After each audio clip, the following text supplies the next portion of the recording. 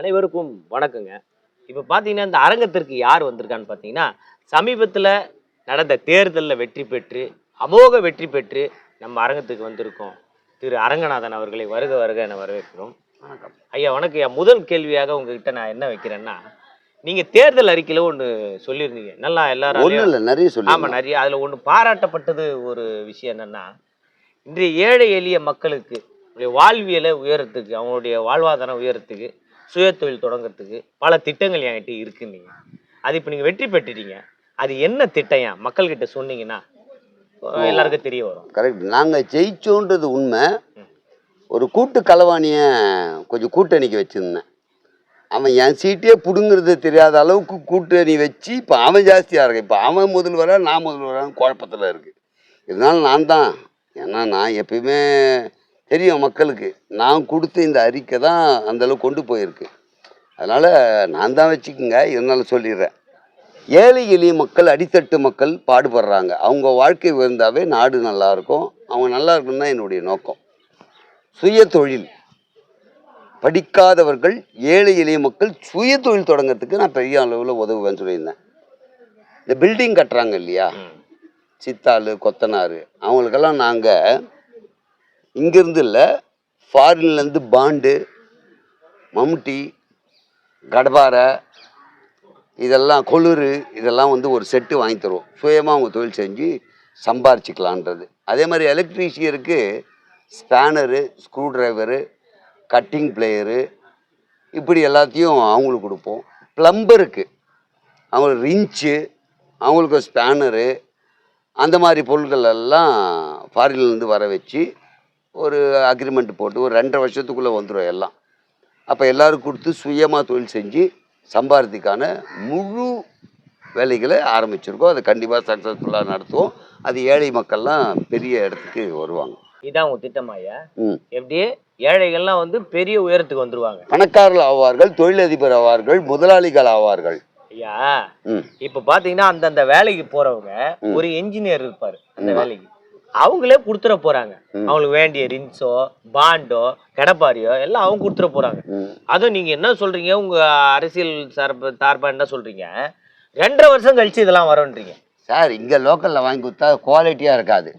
நாங்கள் அமெரிக்காவோட உடன்பாடு போடுவோம், ரஷ்யாவோட போடுவோம். முதல்ல ஒரு கொட்டேஷன் வாங்குவோம், கொளுறு எப்படி இருக்குன்னு 4 தடவை தட்டி பார்ப்போம், பாண்டு 10 தடவை கீழே போட்டு பார்ப்போம், கடப்பாரியை குத்தி பார்ப்போம்.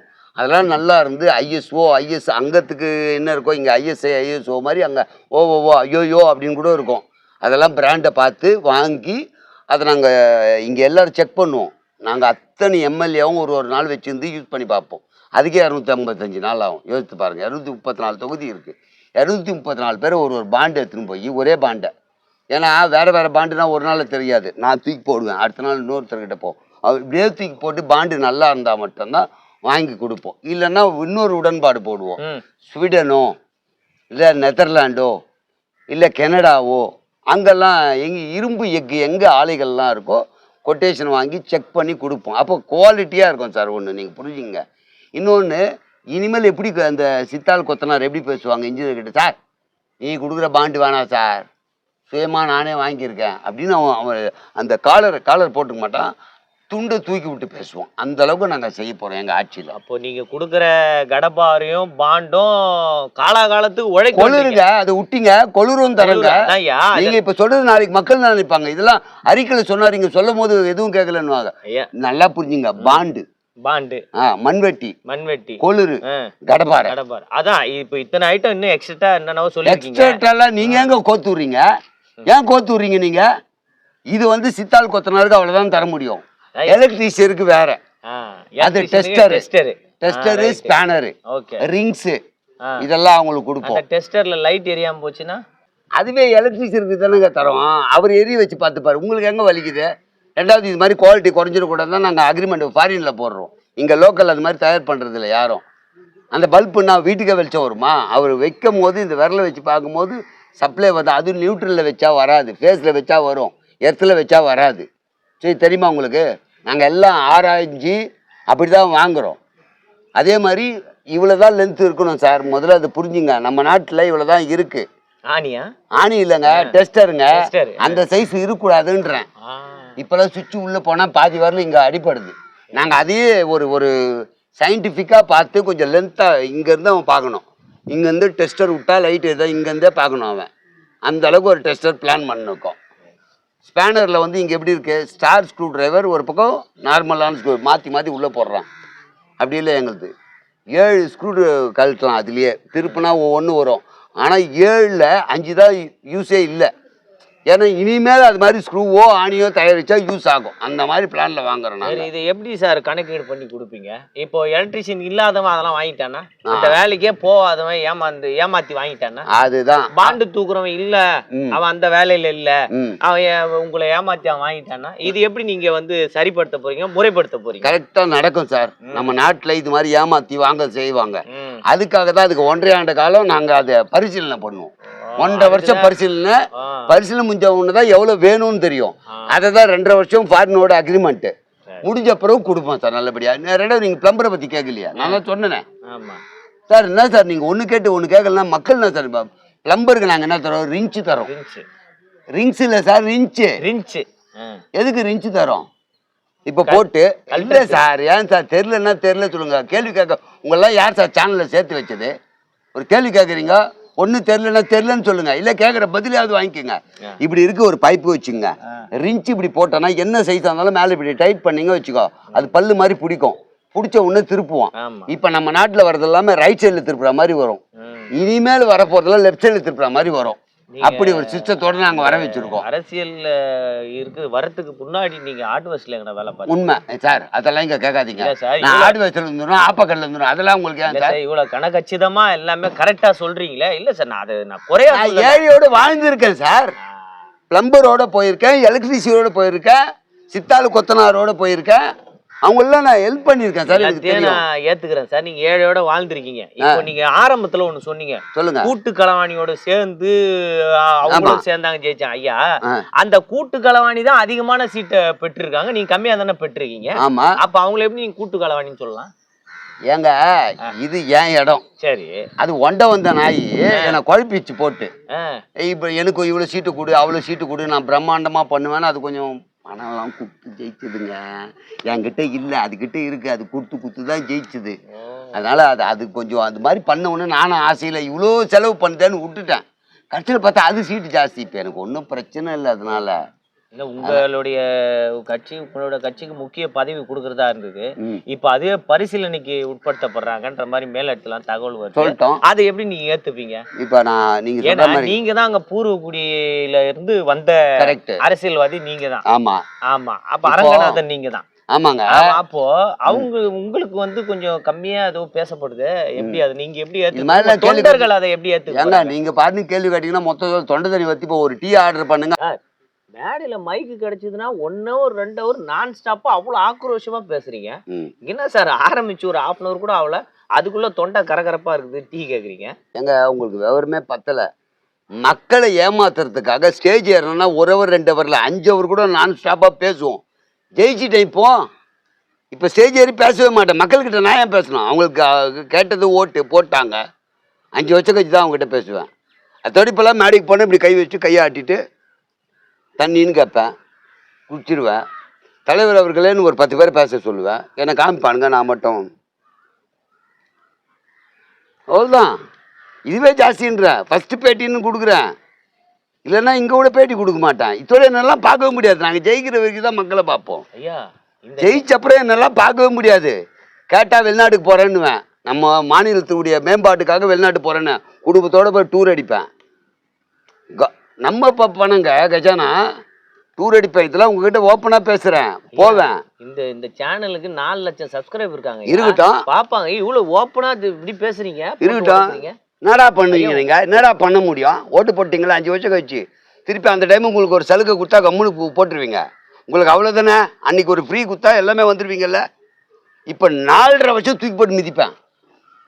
அந்த 6 மாசத்துல கொடுப்பேன். சாலை போடுறது 1500 ரூபாய் கொடுக்குறேன், 10,000 ரூபாய் கொடுக்குறேன், பெண்களுக்கு இந்த சலுகை கொடுக்குறேன், கிரைண்டர் கொடுக்குறேன், மிக்சி கொடுக்குறேன் அப்படின்னு எது கொடுத்தாலும் ஓட்டு போட்டுருவாங்க. என்ன பார்க்குறீங்க? 6 மாதம் தான் உங்களுக்கெல்லாம் டைமு. 90 நாள் தான் கோழி வெட்டுறதுக்கு. 6 மாதம் தான் உங்களெல்லாம் எவ்வளோ சீக்கிரமாக இருந்தாலும் உங்களை தடவி கொடுக்க 6 மாதம் எனக்கு போதும். வேற கேள்வி இருக்கா? கேளு. ஐயா நீங்க இப்படி ஓப்பனா பேசுவீங்க, நான் கொஞ்சம் என்னங்க ஓப்பன் கேளுங்க நீங்க கேள்விய. இல்லையா, இந்த வாக்காளர் சரிபார்க்கும் பணியில நீங்க நின்ன தொகுதியில நிறைய குளறுபடிகள்லாம் ஏற்பட்டிருக்காமே, அதை பத்தி உங்களுடைய கருத்து? என்னுடைய தொகுதியில் மாநிலம் ஃபுல்லாக நடந்திருக்கு. தோத்து இருந்தால் நான் என்ன சொல்லுவேன், சரியில்லைன்னுவேன். ஜெயிச்சிட்டேன், கரெக்டாக இருக்குன்னுவேன். எனக்கு வேண்டியதா தானே, நான் ஜெயிக்கணும் தானே இவ்வளோ பண்ணுறோம். குளறுபடி ஆகட்டங்க. குளறுபடியில் நான் தோத்துட்டேன்னா ஐயோ அம்மான்னு கதறுவேன். ஜெயிச்சேன்னா கரெக்டாக தான் இருக்குன்றேன். இந்த மக்கள் பொதுமக்கள் கேட்க முடியுமா? நீங்கள் வந்து இது இல்லைங்க தப்பு, என் வீட்டில் 22 ஓட்டே கிடையாதுன்னு நீங்கள் சொல்ல முடியுமா? என் வீட்டில் 3 பேருக்கு செல்லாத ஓட்டு ஆகி போச்சுங்கன்னு நீங்கள் பேச முடியுமா? உங்களெல்லாம் பேச விடுறதே இல்லை. பேசக்கூடாதுன்றேன். ஓட்டு இருந்தால் போடு, இல்லையா மூடின்னு படு. என்னங்க 100% ஓட்டு வேணும்னு நாங்களே ஆள் குறைச்சின்னு இருக்கோம். 6 கோடி 7 கோடி பேர் இருந்தாங்கன்னா நாங்கள் ஒரு 2 லட்சமாக கொண்டு வர ட்ரை பண்ணுறோம். இந்த 4 லட்சம் பேர் கணக்கிலேயே கிடையாது. இந்த 2 லட்சம் பேர் போட்டால் நம்ம இந்தியா பெருமையாக நம்ம பேசலாம். 100% போலிங் அப்படின்னு 2 லட்சம் பேர் யாரு நமக்கு தெரிஞ்சவனா இருப்பான். ஐயா இப்போ இல்லை அவனுக்கு போதில் சரக்கு குத்தா வந்து ஓட்டு போட்டுருவான். கோட்டை பாட்டில் இப்படி நீட்டினா போதும், இப்படியே காமிச்சினே ஓட்டு சாவடி வரைக்கும் கூட்டின்னு போவோம். உள்ளே போயிட்டு வாடா ஓட்டு போட்டால் தரணும் போட்டு வருவான். குத்தா முடிஞ்சு போச்சு. சொல்லுங்க, வேற கேள்வி இருக்கா? ஏன் இல்ல, இப்ப நீங்க இந்த மாதிரி பேசிட்டே இருக்கீங்க. இப்ப நீங்க இங்க மட்டும் தான் நிக்கிறீங்களா, இல்ல அப்போ அண்டை மாநிலத்துல இப்போ வந்து தேர்தல் நடக்க போகுது ஏப்ரல் மேல, அங்கே தானே உங்க கட்சி நிக்க போகுது. இப்ப நீங்க இந்த மாதிரி பேசிட்டீங்கன்னா இந்த பாதிப்பு அந்த மாநிலத்துல இருக்கவே இருக்காது. எப்படி சொல்றீங்க? மாநிலத்துக்கு மாநிலமே மொழியிலேயே வேற வேற இருக்கானுங்க. அவங்களே ஒத்துமை கிடையாது. இதுதான் எங்களுக்கான பெரிய ஹைலைட்டான விஷயம். இப்போ அந்த மாநிலத்துக்குள்ளே போகும்போது அங்கே என்னெல்லாம் ஹைலைட்டான மேட்டர்னு எடுத்துப்போம். அது கர்மம் ஹைலைட்டே இல்லைன்னா நாங்கள் ஹைலைட் பண்ணிப்போம். அதை உதாரணத்துக்கு சொல்கிறேங்க, அங்கே வந்து பருத்தி பால் நல்லா இருக்குது வச்சுங்களேன், இல்லை நல்லாவே இல்லைனா கூட இந்த மாதிரி பருத்தி பால் உலகம்லாம் நான் போயிருக்கேங்க. உலகத்தில் நம்பர் 1 டென்மார்க்கு. பால் உற்பத்தி ஃபஸ்ட்டு நம்பர் டென்மார்க். அங்கே கூட குடிச்சதில்லைன்னுவான். இவன் நினைப்பான், ஆஹா டென்மார்க்கோட என் மாநிலத்தை கம்பேர் பண்ணுறாருன்னா இவர் இல்லையா மனுஷன். அப்போ குத்துவான் ஓட்டு. இப்போ இங்கே வந்துட்டேன்னா இது அது இதுதான் அது அப்படின்னு பெரியவங்க சொன்னாங்கன்னு எவன் சொன்னான், எவனுக்கு தெரியும்? இவன் பாணியில் போனால் கவுந்துடலாம். அந்தந்த மாநிலத்து மொழியில் ஏதாவது 2 லைன் பேசணும். நம்மால் 10 பேர் உள்ளே இருப்பான், கை தட்டுறதுக்குன்னு வச்சுருப்போம். அப்படின்னுவான். மாநிலத்துக்கு மாநிலம் டிஃப்ரென்ஸ் இருக்கிறதால இந்த ப்ராப்ளம் அந்த மாநிலத்துக்கு வராதுங்க. வர்ற அளவுக்கு நாங்கள் வச்சுக்க மாட்டோம். அதெல்லாம் எங்களுக்கு டாக்டிஸ் நிறைய இருக்குது. இன்றைக்கா வந்தோம் நாங்கள், இன்றைக்கா பார்க்குறோம் இந்த மக்களை, இந்த லூசு மக்கள் இன்றைக்கா பார்க்குறோம். இவனுங்களை இன்றைக்கா நான் பார்க்குறேன்றேன். எப்போ சுதந்திரம் வாங்குமோ அன்னிருந்து பார்க்குறோம். இவங்களை எப்படிலாம் ஏமாற்றலாம், எப்படிலாம் ஏமாறுவானுங்க, இவங்க ஒன்றுமே தெரியாமல் இருக்காங்கன்றதெல்லாம் எனக்கு நல்லா தெரியுங்க. ஐயா அப்போ நீங்கள் தேர்தல் அறிக்கையில் பல நலத்திட்டங்களை அறிவிச்சிருக்கீங்க, அது ஒவ்வொன்றா செயல்படுத்துவீங்களா படுத்த மாட்டீங்களா? ஐயா படுத்தணுன்ற அவசியம் கிடையாது. தோணுச்சுன்னா பண்ணுவோம். சரி நான் பண்ணல, என்ன பண்ண முடியும்? நீங்கள் என்ன பண்ண முடியும் சொல்லுங்கள்? இல்லை மொத்த கூட்டமாக சேர்ந்து என்ன பண்ண முடியும்? என்ன பண்ண முடியும் சொல்லுங்கள்? நான் பண்ணல இல்லை சொல்லுங்கள் சார். இல்லையா இப்படி இப்படி தெளிவே இல்லாமல் இப்படி பேச. நான் தெளிவாக பேசுகிறேங்க, தைரியமாக பேசுகிறேங்க. நீங்கள் என்னங்க இதை பண்ணுவோம் செய்வோம் ஏமாத்துறவங்க தான் பேட்டி எடுப்பீங்களா? நான் பப்ளிக்காக சொல்கிறேங்கன்றேன். பண்ண மாட்டேன். என்ன பண்ண முடியும் உன்னால்? பண்ணு. சரிங்க. அப்புறம் அடுத்த 5 வருடத்தில் ஒரு விரல் புரட்சி நடக்கும். அதாங்க 6 மாதம் முன்னாடி நான் சொன்னேன்ல, கடைசி 6 மாதத்தில் ரோடு தண்ணி குப்பை அள்ளுறது இப்படி ஒரு மாயை காமிச்சாவே போட்டுருவாங்க. நீங்கள் என்னங்க இன்னும் புரியாமல் இருக்கீங்க? 5 வருஷம் ஆட்சி, 6 மாதம் மக்களை போய் பார்க்கணும். 6 மாதத்தில் யார் ஒருத்தர் திறமையாக பேசி அவங்கள கவுக்க முடியுமோ அவங்க தாங்க ஆட்சி பண்ண முடியும், ஜெயிக்க முடியும். தான் உண்மைங்க. சொல்லுங்க, வேற ஏதாவது இருக்கா கேள்வி? ஐயா நீங்க சார்ந்த கட்சியின் சார்பாக ஒரு இப்போ பார்த்தீங்கன்னா குறிப்பிட்டு ஒரு 80 தொகுதி ஜெயிச்சிருக்கீங்க. இப்போ நீங்களே இப்படி பேசுனீங்கன்னா உங்க கூட ஒரு அவங்களும் வந்து சேர்ந்துருக்காங்க. இப்போ அவங்க நல்லது பண்ணிட்டாங்கன்னா உங்களுக்கு அது பாதிப்பு இருக்காதா? இப்போ இது உங்களுடைய கொள்கை முடிவா இல்லை 2 பேர் சேர்ந்து செயல்பட்ட கொள்கை முடிவா? இப்போ நீங்க வந்து செய்ய மாட்டேன்னு பகிரமா சொல்லிட்டீங்க, அவங்க இதை பிளஸ்ஸா எடுத்து நான் செய்ய வேண்டாம்னு சொல்லி அவங்க செஞ்சாங்கன்னா இன்னைக்கு நீங்க 80 சீட்டு வந்தவங்க அடுத்த 5 வருஷத்துல 30 ஆகலாம் 20 ஆகலாம், நீங்க காணாம கூட போகலாம். கரெக்ட். ஆமாய்யா. அவங்க சரி, செய்யவே அப்படி கூட மாட்டாங்க. வேண்டாம்யா, விட்டுருங்க. நீங்க வந்து இப்போ உங்க தொகுதி ஐயா, நீங்க ஜெயிச்சதுக்கு நானும் ஒரு காரணம். நானும் உங்களுக்கு வாக்களிச்சவன் தான். சரி. அப்படின்ற ஒரு வாக்காளர்ன்ற ஒரு முறையில் நான் கேட்கறேன். ம் சொந்த தொகுதி மக்களுக்காவது எதனா பண்ணலாம் இல்லையா நீங்க? ம் நியாயமான கேள்விதான். ஒரு ஆசிரியரை பார்த்து தான் மாணவர்கள் வளருவார்கள். ம் ஒரு தகப்பனை பார்த்து தான் பிள்ளைகள் ஆமா. வளருவார்கள். ஒரு நல்ல தலைவனை பார்த்து தான் ம் கூட இருக்கிற தொண்டர்களும் அந்த நல்வழிப்படுத்தப்படுவார்கள். Correct. ஆனா நீங்களே இப்படி ம். தைரியமா விரல் நீட்டி கேக்குறீங்க, என்னடா பண்ண முடியும் அப்படின்றீங்க. ம். ஐயா, என்னடா பண்ண முடியும்? கண்டிப்பா பண்ண முடியும். ம். மக்கள் சக்தி நினைத்தால் ம் மலையை கூட மடுவாக ஆக்க முடியும். கனவு சொல்லுங்க. கனவுலாம் இல்லையா, சரி, இது நிஜமா இது நடந்திருக்குயா. 75 வருஷத்துல என்ன பண்ணீங்க சொல்லு. சுதந்திரம் வாங்கி இருங்க. மக்கள் காணாமல் சக்தி போயிருக்காங்கய்யா. எது? பல இது அப்பவும் மட்டும் மாறிச்சா? எல்லாம் பணக்கார ஆயிட்டீங்களா? எல்லாரும் நல்லா இருக்கீங்களா? கல்வித்தரம் உயர்ந்து போச்சா? தொழில்துறை உயர்ந்து போச்சா? ஐயா, மருத்துவம் விவசாயம் உயர்ந்து எனது போச்சா? தந்தை எனது தாத்தா மாட்டு வண்டியில் சென்றார். ம். எனது அப்பா சைக்கிளில் சென்றார். ம். நான் இப்பொழுது பைக்ல போறேன். அது ஆட்சி என் பையன் மாற்றத்தினாலயா? கார்ல போறான் ஐயா. ஆட்சி மாற்றத்தினால ஐயா, இல்ல. நான் குளிச்ச வீட்டுல இருந்தா நீ கோபுரத்துல இருக்கோம் ஐயா. ஆட்சி மாற்றமா இதெல்லாம் காரணம்? ஆமாங்க, டெக்னாலஜி நல்ல வளர்ப்பு. நல்ல தலைவர்கள். டெக்னாலஜி வளர்ப்புங்க. ஐயா, ஏங்க, மிஷின்லாம் இது சரி, பண்ணாதீங்க. நான் சொல்றேன், ராணுவ ஆட்சி இருக்கு. சரி, ராணுவ ஆட்சி இருக்கிற நாட்டுல இதே மாட்டு வண்டியில போயிருப்பான். உதாரணத்துக்கு சைக்கிள்ல போயிருப்பான், பைக்ல போயிருப்பான், கார்ல போயிருக்கான். அடுத்து என்ன வருதோ அதுல போவான். ராணுவ ஆட்சி இருக்கிறதால இப்ப அங்க மட்டும் வந்துச்சா? இது ஆட்சி மாற்றம் இல்ல. இது ஆட்சி மாற்றமே தவிர. ஆட்சி மாற்றம்ன்றது என்ன தெரியுங்களா? மக்களால் வந்து நியமிக்கப்படுதல் அப்படின்னா, தப்பு பண்ணா என்னை கொன்னுடுவாங்க, தப்பு பண்ணா மக்களை அடிச்சு சாகடிச்சிடுவாங்க, மக்கள்கிட்ட போய் நான் நிக்க முடியாது நாளைக்கு ஓட்டுக்குன்னு எப்ப பயப்படுறாங்களோ அதுதான் மக்களுக்கு ஐயா, பயப்படுறேன். இது வன்முறையை தூண்டுற மாதிரி பேசுறீங்க நீங்க. நானா? ஆமா ஐயா.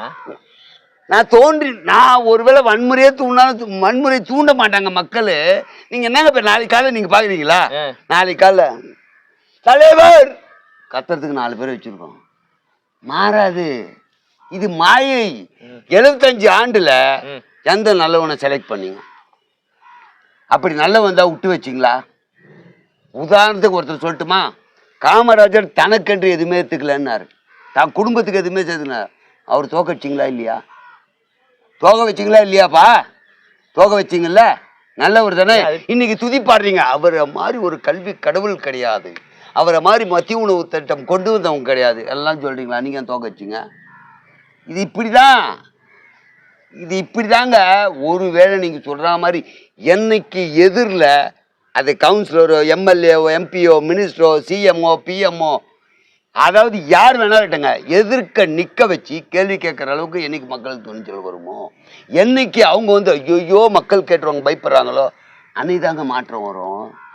அது வரைக்கும் இப்படி தான் நீங்கள் இருப்பீங்க. எதுவுமே உங்களால் கேட்க முடியாது. நாங்கள் பண்ணோம், நாங்களா பாவப்பட்டு பண்ணால் உண்டு, பண்ணலன்னா ஒன்றும் பண்ண முடியாது. நாளைக்கு காலை உங்கள் குடும்பத்தோடு போய் ரோட்டில் நில்லு, அகிம்சை வெளில போராடு. நான் ஒரே ஒரு ஃபோன் தூக்கி போடுறவங்கள வெளியேன்னுவேன். குண்டு கட்டாக தூக்கி போடுவாங்க, திருப்பி ஓடி ஒரு தெருவில் உட்காந்துப்பீங்க, திருப்பி குண்டு கட்டாக தூக்கி போடுவாங்க. அப்புறம் 3ஆம் நாள் வீட்டுக்கு வருவோம்.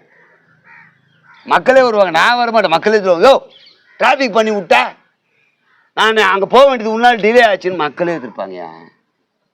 நீ நிருபரா மட்டும் இரு, இல்லை கட்சிக்கு அரசியல் வந்தால் தெரியும். இன்னும் 2க்கு பேட்டி கொடுக்கணும், ஜெயிச்சிருக்கேன், புரியுதா?